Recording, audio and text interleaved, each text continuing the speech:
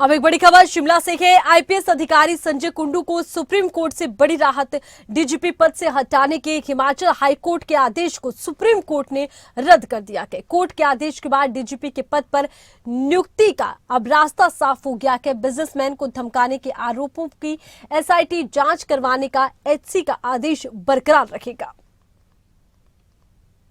तो हाईकोर्ट का आदेश एसआईटी से जांच का बरकरार रहने वाला है। इस पूरे मामले में ये आपको हम बता दें तो आईपीएस अधिकारी संजय कुंडू को सुप्रीम कोर्ट से बड़ी राहत मिली है। डीजीपी पद से हटाने के हिमाचल हाईकोर्ट के आदेश को सुप्रीम कोर्ट ने रद्द कर दिया। कोर्ट के आदेश के बाद डीजीपी के पद पर नियुक्ति का रास्ता साफ हो गया।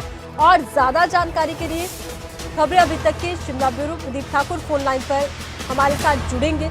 और महत्वपूर्ण जानकारी, आईपीएस अधिकारी संजय कुंडू को सुप्रीम कोर्ट से ये बड़ी राहत मिली है। डीजीपी पद से हटाने के हिमाचल हाईकोर्ट के आदेश को सुप्रीम कोर्ट ने रद्द कर दिया है। कोर्ट के आदेश के बाद डीजीपी के पद पर नियुक्ति का रास्ता अब साफ हो गया है।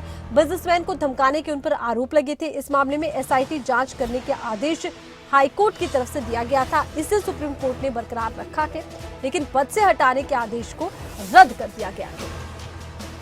मामला बिजनेसमैन को धमकाने का है। इस मामले में एसआईटी की जांच हो रही है। आईपीएस अधिकारी संजय कुंडू को सुप्रीम कोर्ट से बड़ी राहत। डीजीपी पद से हटाने के लिए हिमाचल हाईकोर्ट के आदेश को सुप्रीम कोर्ट ने रद्द कर दिया। कोर्ट के आदेश के बाद डीजीपी के पद पर नियुक्ति का रास्ता अब साफ हो गया। बिजनेसमैन को धमकाने के आरोपों की एसआईटी जांच करवाने का हाईकोर्ट का आदेश बरकरार है। शिमला ब्यूरो प्रदीप ठाकुर का रुख करते हैं। प्रदीप, देखिए जिस तरह से ये मामला सामने आया संजय कुंडू पर, अब हाईकोर्ट के आदेशों को रद्द कर सुप्रीम कोर्ट ने उनकी नियुक्ति को बहाल रखा है। क्या कुछ इसमें नजर आता है? बिल्कुल, देखिए संजय कुंडू और बनाम एक कारोबारी का एक मामला चल रहा है और उसके बाद सुप्रीम कोर्ट में भी संजय कुंडू गए थे और उसके बाद उनको राहत हुई। तब पहले पूर्व में मिल चुकी है और फिर ये हिमाचल हाईकोर्ट में आए थे।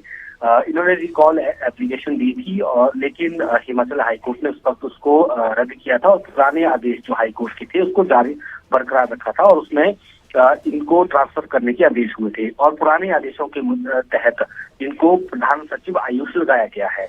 लेकिन उसके बाद ये सुप्रीम कोर्ट गए थे और सुप्रीम कोर्ट ने उन आदेशों पर तब स्टे लगाया था, तो एज ए डीजीपी ये बरकरार रहे थे।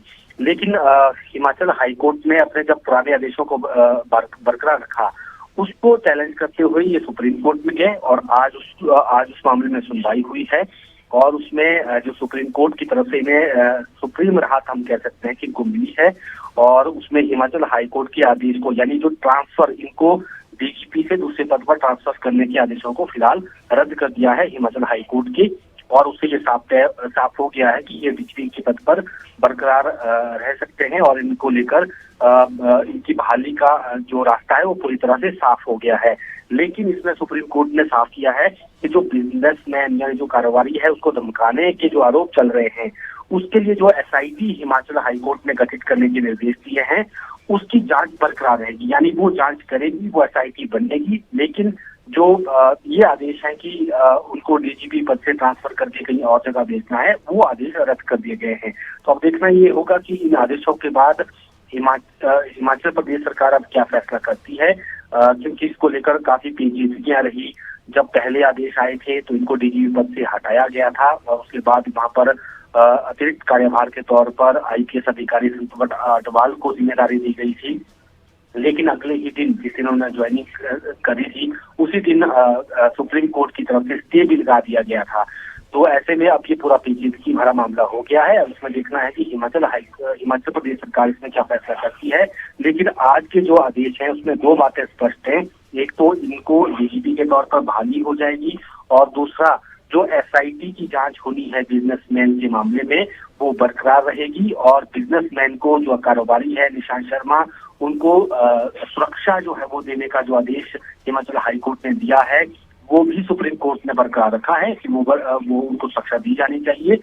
लेकिन जो डीजीपी के तौर पर ट्रांसफर करने को, जो डीजीपी थे और उनको दूसरे जगह ट्रांसफर करने के आदेश थे, उनको फिलहाल के लिए रद्द कर दिया गया है। चलिए, बहुत शुक्रिया, तमाम जानकारी आपने दर्शकों तक पहुंचाई है। हालांकि देखिए एसआईटी की जांच जारी रहेगी, लेकिन जिस तरह से डीजीपी के पद से उन्हें हटाने के आदेश दिए गए थे उसे रद्द कर दिया गया है।